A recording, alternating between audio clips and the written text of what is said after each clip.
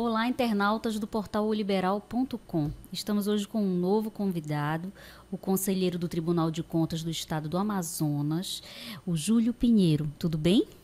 Tudo bem, Elise. Tudo bem. Estamos aqui para conversar sobre a atuação dos tribunais de contas. Espero conseguir expor e levar a melhor informação possível para os nossos ouvintes.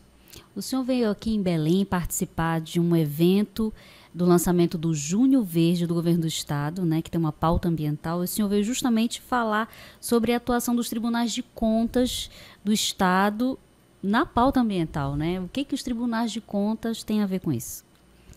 Essa é a grande pergunta, né? Nós estamos aí comemorando no dia 5, agora foi comemorado o Dia Mundial do Meio Ambiente, e os tribunais de contas têm atuado de uma forma diferenciada a partir da Constituição de 88.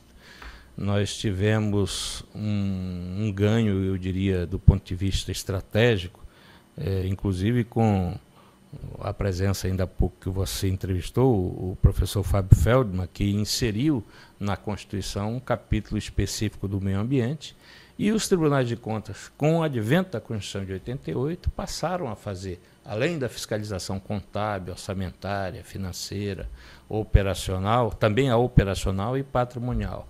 Portanto, aquele caminho ortodoxo antigo daquela fiscalização do dinheiro público, do ponto de vista da aplicação desses recursos, nós tivemos, a partir da Constituição de 88, esse incremento das nossas atividades, da nossa atuação do ponto de vista da fiscalização operacional e patrimonial. E diga-se de passagem que isso fez com que o Tribunal de Contas pudesse ajudar na governança dos estados, pudesse ser um tribunal mais orientador, porque nós precisávamos sair daquela fase do cão de caça, que sempre buscava o punitivismo, que sempre buscava fazer com que os gestores pudessem ser apenados em função da eventual malversação de recursos, mas também passássemos a atuar na prevenção, passássemos a atuar ajudando o poder público a cumprir as leis orçamentárias anuais, as leis de diretrizes orçamentárias, enfim, para fazer com que houvesse efetivo resultado para a sociedade. Portanto, essa visão que nós passamos a adotar a partir de 88 deveu-se exatamente ao legislador constituinte, e, repito, ainda há pouco você entrevistou o grande constituinte, professor Fábio Feldman, que também nos deu o prazer de estar junto nessa atividade do Tribunal de Contas do Estado do Pará. E o Tribunal do Amazonas já faz esse controle ambiental há muitos anos. De que forma vocês atuam? De que forma nós fazemos o controle ambiental? Nós não só somos aquele tribunal que afere o contrato que é celebrado entre as partes, mas nós também fazemos, atuamos nessa governança, atuamos na atividade de fiscalização, no sentido de que as leis ambientais, que a Constituição ela possa ser aplicada na sua integralidade. O que vale dizer? Nós temos, por exemplo, a Lei de Licitações, que é a Lei 8666, que ainda não foi substituída, foi prorrogada agora a sua substituição para o final do ano, que prevê lá, por exemplo, que a licitação tem que obedecer à isonomia, o melhor preço e a promoção do desenvolvimento nacional sustentável. A Lei de Licitações previa isso no seu artigo 10. E passou, após 2010, uma visão mais abrangente com a promoção do desenvolvimento nacional sustentável. Daí está as nossas peculiaridades de aferir o que nós temos de patrimônio ambiental preservado, o que nós temos de patrimônio ambiental devastado. Então, essa atuação do Tribunal de Contas, que é moderna, diferenciada, é uma visão preventiva, precautória, que faz com que o dano ambiental não ocorra a partir do momento das nossas ações positivas.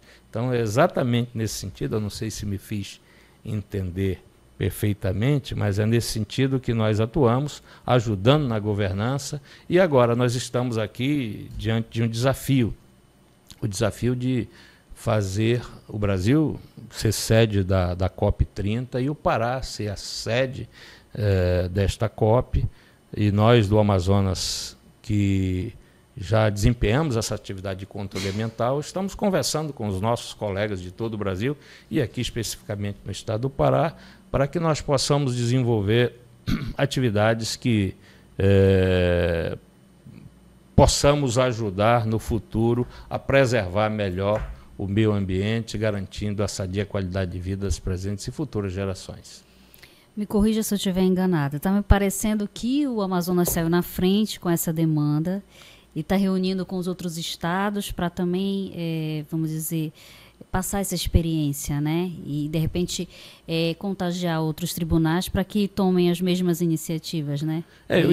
Eu diria que, sob o ponto de vista do controle preventivo, nós fomos um dos precursores desse caminho. E como foi a conversa? Como está sendo com o estado do Pará? O estado do Pará tem sido muito receptivo, os colegas aqui do Pará, os conselheiros, tanto do Tribunal de Contas do Estado quanto do município, entenderam que não há outro caminho a não ser de nós somarmos esforços no sentido de mostrarmos que os tribunais de contas podem ajudar muito para que não hajam os eventos ambientais danosos para todos nós, porque nós podemos nos antecipar a todos eles, desde o nascedouro, na licitação, na aferição dos impactos ambientais e no acompanhamento das obras públicas propriamente dito, né?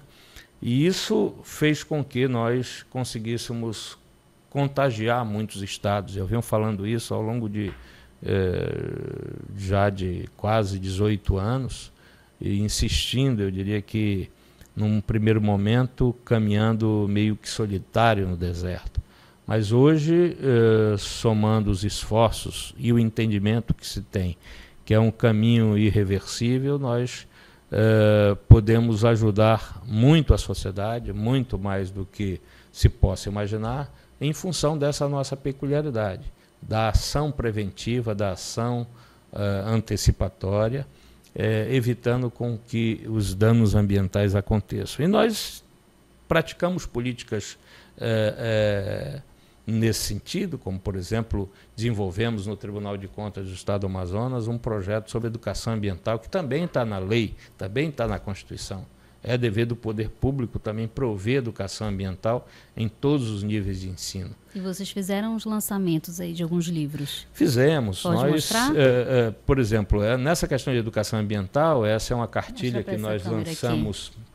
Essa é uma cartilha que nós lançamos alguns anos atrás, e elegemos o lixo como tema principal, mas aqui nós também tratamos de pesca predatória, tratamos da questão da água, as queimadas, enfim, e resíduos perigosos, para levar aos estudantes, através dos nossos jurisdicionados, ou seja, as secretarias de educação, programas que possam incentivar o desenvolvimento do entendimento que todos devem ter da preservação do meio ambiente. E o outro livro? Esse outro livro foi um livro que nós lançamos em função do resultado de auditorias ambientais realizadas. Mostrar aqui? O resultado de auditorias ambientais realizadas, esse aqui é uma pequena amostra em função da lei da Política Nacional de Resíduos Sólidos, que também é uma lei de autoria, o anteprojeto de lei é de autoria do professor Fábio,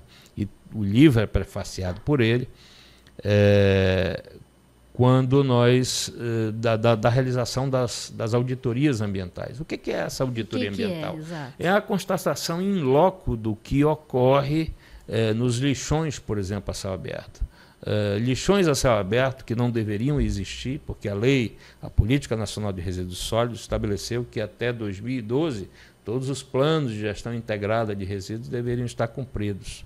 E até 2014, a destinação final desses resíduos, ou seja, para aterros sanitários. Hoje nós temos no Brasil milhares de lixões a céu aberto, produzindo uma série de doenças. Ainda há pouco, na entrevista do professor Fábio, Você falava, por exemplo, da doença da urina negra, que é a rabdomiólise. Nós fizemos um trabalho também no Tribunal de Contas, junto com as duas universidades, pesquisando um problema que houve de contaminação de peixes que transmitiam a rabdomiólise. Não se sabia na época se era bactéria, não sabia na época se era vírus. Aliás, não se chegou a uma conclusão 100%. O que se entendeu é que era uma toxina em função, provavelmente, de resíduos com defensivos agrícolas jogados no Rio Amazonas, ali na Itacoatiara, no porto, que escoa a soja para outros países. Enfim, então, esse trabalho preventivo nós fazemos em função do que a própria Constituição nos garante. A proteção do meio ambiente é um dever de todos nós, é um dever do cidadão, é um dever do poder público, e nós, ao tomarmos essas ações, nós fomos realmente muito questionados num primeiro momento. O que vocês têm a ver com isso? Por exemplo, nós temos um outro projeto que participa um grande cientista brasileiro, o professor Zé Galizia Tondizzi, que é um projeto chamado Águas Amazônicas e Povos da Floresta. É para aferir a qualidade da água nos rios, a incidência de mercúrio, a incidência de outros metais pesados. E nós fazemos coleta desse material através de professores e estudantes das duas universidades, mandamos para os laboratórios, aferimos isso, fazemos um relatório de auditoria e fazemos um mapeamento demonstrando o que efetivamente ocorreu em função daquela pesquisa realizada. Então, a visão hoje de um tribunal moderno, de um tribunal atuante, de um tribunal diferenciado, ela vem sendo contagiada. A ação vem sendo contagiada. E os tribunais aqui da região amazônica, que já realizam auditorias ambientais, por exemplo, nós fomos os precursores na realização de uma auditoria ambiental em unidades de conservação. Nós levamos isso ao Tribunal de Contas da União, o Tribunal de Contas da União resolveu fazer uma auditoria coordenada em todos os estados da região norte, inclusive o Pará participou nessas unidades de conservação, para verificar situações de irregularidade que possam estar ocorrendo. Nós fazemos auditorias na área de manejo florestal, nós fazemos auditoria na área de qualidade de água. Por exemplo, nós encontramos numa auditoria que fizemos em alguns municípios do interior do estado do Amazonas, situações absolutamente preocupantes. Por isso que não se tem a ideia do porquê se gasta tanto dinheiro na saúde pública. Exatamente por conta de doenças provocadas em função do lixo existente nos lixões a céu aberto, em função da contaminação das águas superficiais e subterrâneas. E o Tribunal de Contas, ao fazer essa avaliação do ponto de vista desse controle ambiental, ele entrega para a sociedade, pratica política pública, ou seja, tem ações nas áreas de políticas públicas para orientar. Por isso o tribunal cão-guia e não cão-caça, orientar os gestores no sentido de como aplicar melhor os recursos na área de saúde pública. E, como eu lhe disse, nós chegamos a encontrar, numa auditoria que fizemos em abastecimento de água no interior do estado, uma bactéria chamada Escherichia coli, que é perigosíssima, que produz doenças das mais diversificadas. Então, essa visão diferenciada, isso foi adotada pelo Tribunal de Contas do Estado do Amazonas a partir de 2009, e nós que realizamos eventos nacionais, internacionais, levamos a ONU para dentro do Estado do Amazonas e conseguimos sensibilizar e mostrar uma realidade, uma visão diferente daquilo que nós podemos fazer. Enquanto o Poder Judiciário só age provocado, nós podemos agir de ofício. Nós podemos... Um papel comparado ao do Ministério Público? Também, mas o Ministério Público um pouco mais... Porque o Ministério Público ele ele tem uma missão específica, mas nós, em função de toda a nossa capacidade técnica, dos técnicos existentes no tribunal, nos tribunais, porque são técnicos que fazem concurso na área de engenharia, e é cobrado hoje nesses concursos, por exemplo, conhecimento nessa área ambiental, também, pelo menos no estado do Amazonas e, com certeza, em vários outros estados.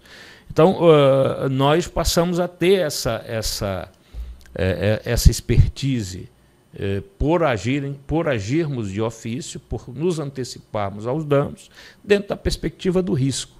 Com isso, nós evitarmos os danos maiores no futuro e ajudarmos nas políticas públicas, na governança dos governos, para a melhoria da aplicação dos recursos públicos. E o TCE do Amazonas ganhou um prêmio no Conselho Nacional de Justiça, né? Ganhou o Prêmio Inovare, ganhamos com uma prática muito interessante de ouvidoria ambiental, envolvendo a parte de educação ambiental.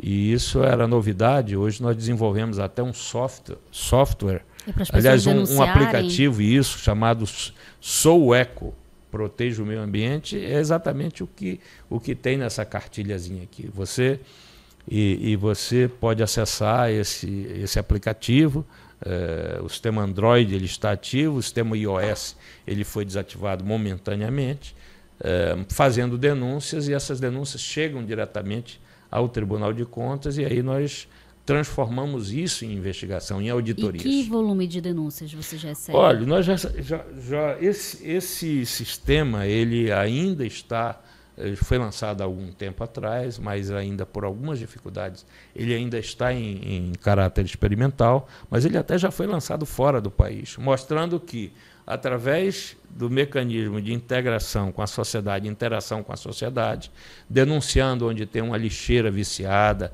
onde tem buraco nas ruas, uma escola que não esteja fornecendo merenda escolar, por exemplo, ou seja, várias denúncias, não só na área ambiental, mas, de um modo geral, para informar o Tribunal de Contas. É uma espécie de ouvidoria, para informar o Tribunal de Contas o que efetivamente acontece, e nós podermos, utilizando mecanismos mais céleres, dar uma resposta mais imediata à sociedade.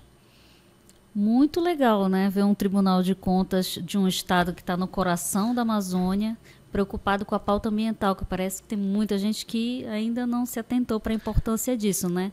A COP, as Nações Unidas já atentaram, né? Você acha que, de repente, esse movimento dos tribunais de contas de agir nesse sentido da prevenção de crimes ambientais ou de danos ambientais, você acha que tende a se fortalecer, a crescer nesse momento com a COP30 chegando ao Brasil? Eu não tenho dúvida. Nós estamos fincados na maior reserva hidromineral do planeta, na maior reserva de biodiversidade, na maior reserva hidromineral, reserva de água doce, e maior reserva florestal. Então, nós somos maiores em tudo.